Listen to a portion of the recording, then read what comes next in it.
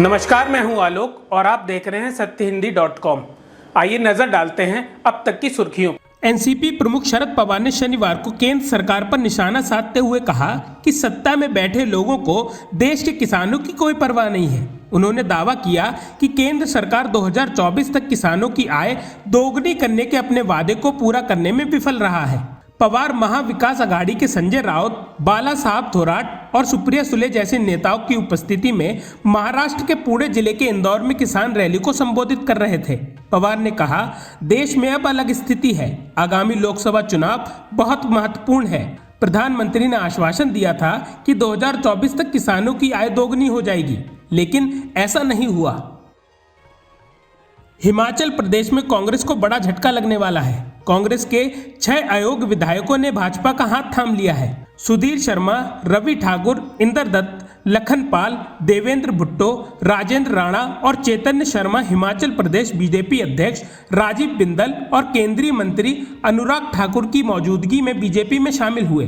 BJP में शामिल होने के बाद हिमाचल के बागी विधायक सुधीर शर्मा का बयान सामने आया है। उन्होंने कहा, हम अपनी मर्जी से भाजपा में शामिल हुए हैं। उन्होंने राज्यसभा चुनाव का भी जिक्र करते हुए कहा कि हमने अपनी वोट नहीं छुपाई है। हमने हर्ष महाजन को इसलिए वोट दिया क्योंकि वो हमारे जिले के हैं। हम जानते थे आखिर क्या हालात हैं। आम आदमी पार्टी की वरिष्ठ नेता आतिशी ने शनिवार को दावा किया कि दिल्ली में पार्टी का कार्यालय सभी ओर से सील कर दिया गया है और पार्टी निर्वाचन आयोग के समक्ष इस मामले की शिकायत करेंगी। आतिशी ने सोशल मीडिया मंच एक्स पर एक पोस्ट में पार्टी कार्यालय को सील करने पर सवाल उठाते हुए कहा कि यह संविधान द्वारा दिए गए समान अवसरों के खिलाफ है। दिल्ली की मंत्री ने कहा, लोकसभा चुनाव के दौरान एक राष्ट्रीय पार्टी के कार्यालय को बंद करना क्या ये उचित है? यह भारतीय संविधान में दिए समान अवसर के खिलाफ है। हम इसके खिलाफ शिकायत करने के लिए निर्वाचन आयोग से वक्त मांग रहे हैं।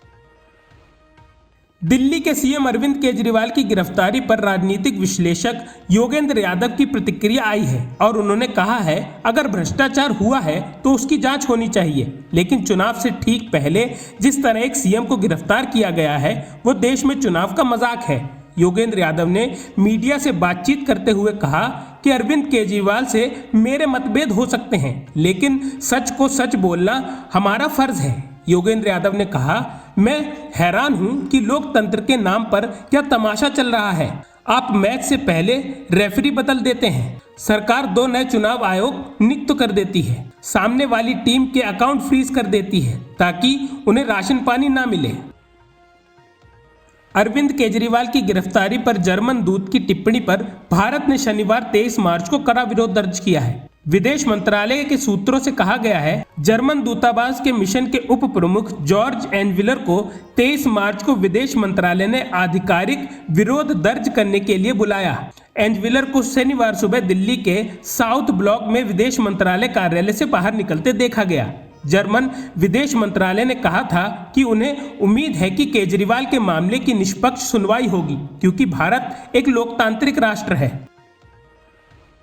अरविंद केजरीवाल की पत्नी और पूर्व IRS अधिकारी सुनीता केजरीवाल ने शनिवार 23 मार्च को दिल्ली के मुख्यमंत्री का एक संदेश पढ़ा। उन्होंने दिल्ली शराब नीति मामले से जुड़े भ्रष्टाचार के मामले में गिरफ्तार किया गया। संदेश में केजरीवाल ने सभी से समाज के लिए काम करना जारी रखने और किसी से नफरत नहीं करने का आग्रह किया, यहां तक कि सत्तारूढ़ भाजपा के लोगों से भी नफरत नहीं करें। हालांकि आपका आरोप है कि भाजपा सरकार केंद्रीय एजेंसियों का दुरुपयोग कर रही है। अरविंद केजरीवाल की पत्नी सुनीता केजरीवाल ने उनका संदेश पढ़ा। सुनीता केजरीवाल के मुताबिक अरविंद केजरीवाल का कहना है, भारत के भीतर और बाहर कई ताकतें हैं जो देश को कमजोर कर रही हैं। हमें सतर्क रहना होगा, इन ताकतों को पहचानना होगा और उन्हें हराना होगा। दिल्ली में महिलाएं सोच रही होंगी कि केजरीवाल सलाखों के पीछे हैं, क्या पता उन्हें 1000 रुपए मिलेंगे या नहीं। मैं उनसे उनके भाई, अपने बेटे पर भरोसा करने की अपील करता हूं। ऐसा कोई जेल नहीं है जो उन्हें लंबे समय तक सलाखों के पीछे रख सके। दिल्ली के मुख्यमंत्री ने अपने संदेश में कहा, मैं जल्द ही बाहर आऊंगा और अपना वादा पूरा करूंगा। ईडी ने शराब नीति मामले में सूबे के मुख्यमंत्री अरविंद केजरीवाल को कुछ दिन पहले ही गिरफ्तार किया। इन सबके बीच दिल्ली के सीएम अरविंद केजरीवाल ने एक चौंकाने वाला दावा किया है। उन्होंने कहा है कि जिस पुलिस अधिकारी ने पूर्व उप मुख्यमंत्री मनीष सिसोदिया के साथ धक्का मुक्की की थी, उसी ने मेरे साथ दुर्व्यवहार किया है। अरविंद केजरीवाल ने यह दावा राव सेवेनी कोर्ट में दाखिल एक आवेदन में यह बात कही है।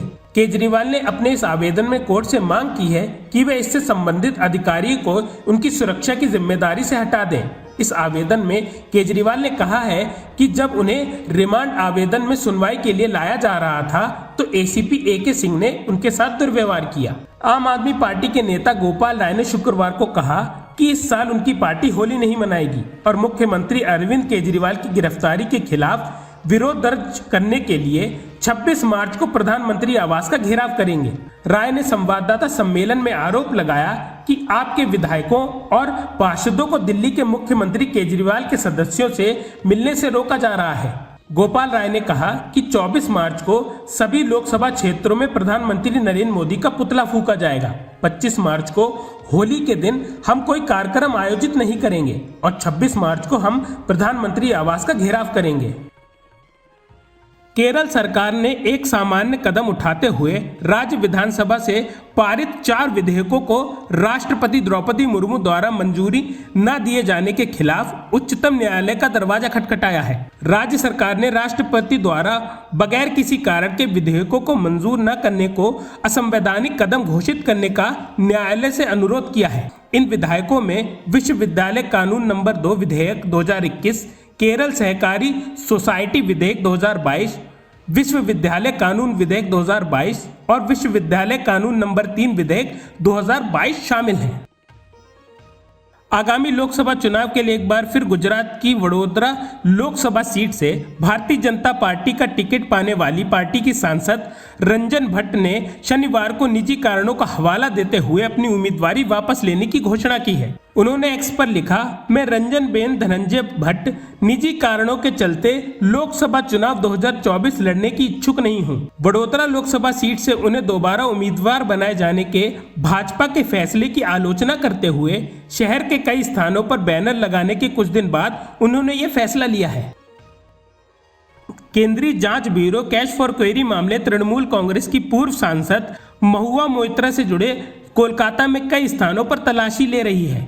यह घटनाक्रम केंद्रीय एजेंसी द्वारा महुआ मोइत्रा के खिलाफ FIR दर्ज कराने के कुछ दिन बाद आया है। भाजपा के लोकसभा सदस्य निशिकांत दुबे द्वारा मोइत्रा के खिलाफ लगाए गए आरोपों की CBI की शुरुआती जांच रिपोर्ट मिलने के बाद लोकपाल के निर्देश पर FIR दर्ज की गई है। आपके एक और नेता गुलाब सिंह यादव के आवास पर शनिवार 23 मार्च को ED ने छापा मारा। हालांकि जांच एजेंसी ने स्पष्ट किया है कि दिल्ली विधायक के घर पर छापेमारी का फिलहाल दिल्ली शराब नीति और केजरीवाल के मामले से कोई संबंध नहीं है। ये छापे ऐसे समय में पड़ रहे हैं जब दिल्ली के मुख्यमंत्री अरविंद केजरीवाल को ED कथित शराब नीति घोटाले मामले में गुरुवार रात को गिरफ्तार कर चुकी है। दिल्ली की लोकल कोर्ट ने केजरीवाल को 6 दिन की हिरासत में भेजा है। इलेक्टोरल बॉन्ड मामले में रोज नए खुलासे हो रहे हैं। इलेक्टोरल बॉन्ड पर रोक लगाने और इससे जुड़ी जानकारी को सार्वजनिक करने के लिए कानूनी लड़ाई लड़ रहे याचिकाकर्ताओं ने शुक्रवार को बताया कि CBI, ED और आयकर की जांच का सामना कर रही 41 कंपनियों ने इलेक्टोरल बॉन्ड के माध्यम से भारतीय जनता पार्टी को 2,471 करोड़ रुपए दिए हैं, जिसमें 1698 करोड़ रुपए इन एजेंसियों को छापे के बाद दिए गए। उन्होंने इलेक्टोरल बॉन्ड योजना को स्वतंत्र भारत का सबसे बड़ा घोटाला बताते हुए आरोप लगाया कि इसके जरिए 4 श्रेणियों में भ्रष्टाचार हो रहा है। पहला है चंदा दो धंधा लो, दूसरा है हफ्ता वसूली, तीसरा है ठेका लो रिश्वत दो और चौथा है फर्जी कंपनियां। दिल्ली के मुख्यमंत्री अरविंद केजरीवाल को शराब नीति मामले में ED द्वारा गिरफ्तार किए जाने के बाद विपक्षी दल इंडिया गठबंधन के नेताओं ने शुक्रवार को चुनाव आयोग से केंद्रीय एजेंसी के दुरुपयोग के माध्यम से सत्तारूढ़ भाजपा द्वारा विपक्षी नेताओं को निशाना बनाए जाने के मामले में हस्तक्षेप करने की मांग की है। चुनाव आयोग पहुंचने वाले नेताओं में कांग्रेस महासचिव KC वेणुगोपाल, अभिषेक मनु सिंघवी, NCP नेता जितेंद्र, CPM नेता सीताराम येचुरी, TMC सांसद डेरेक ओब्रायन सहित कई अन्य नेता शामिल थे। उन्होंने कहा, लगभग हर विपक्षी दल यहाँ है। यह घटना देर रात हुई। हमने चुनाव आयोग के साथ विस्तृत चर्चा की है।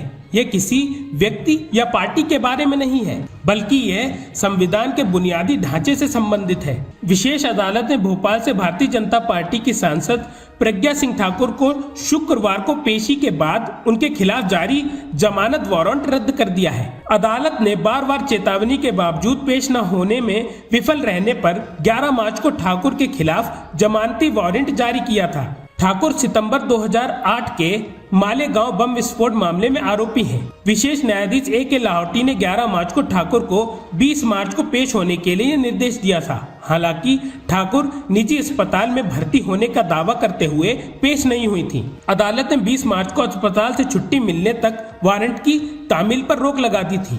ठाकुर शुक्रवार को विशेष अदालत में पेश हुई और अपने वकील के माध्यम से जमानती वारंट रद्द करने के लिए अर्जी दाखिल की। अदालत ने उनके चिकित्सा कागज पर गौर करते हुए वारंट रद्द कर दिया। अब तक की सुर्खियों में बस इतना ही। आगे की खबरों के लिए बने रहिए सत्यहिंदी.com पर।